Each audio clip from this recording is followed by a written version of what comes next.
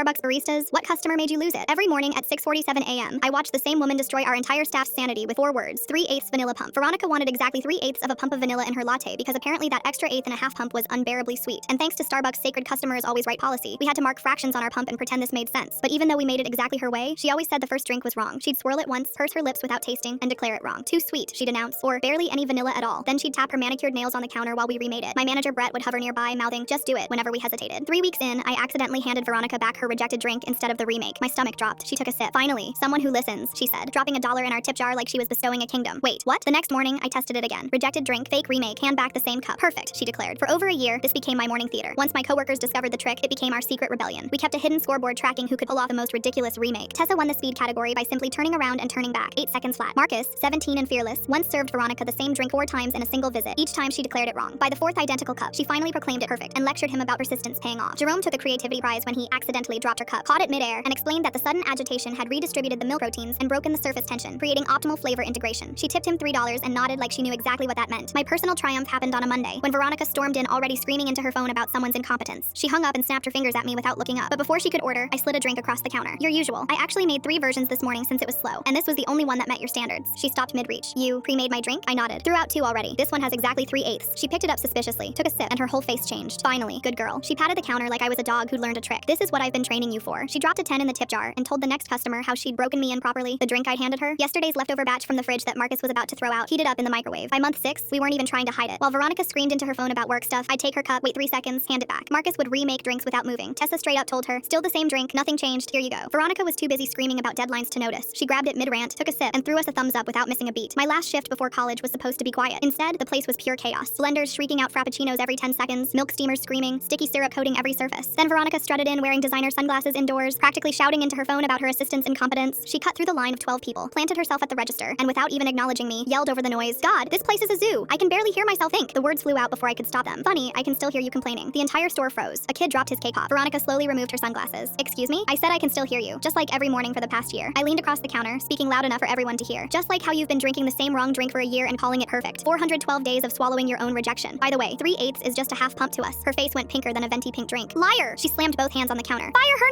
now!" she screamed at Brett, who just walked out of the back. "She's lying to humiliate me. I spent thousands here." Brett, who lived by the employee handbook, knew firing me would tank his quarterly review. He cleared his throat. "Ma'am, today is her last shift anyway." "That's it?" She stormed outside with her phone, pacing the sidewalk for 2 straight hours on hold with corporate. We watched through the windows as she gestured wildly at no one. After her call went nowhere, she marched back in, hurled her sunglasses at the window where they shattered on impact, and screamed, "I will never come back to this location." Then she ran to her white Mercedes and sped off. I worked my last 2 hours with the biggest smile. A month later, Marcus texted me, "She still hasn't been back. We're free." I'd given my coworkers the ultimate gift, a Veronica-free workplace. And me, I got the perfect last day.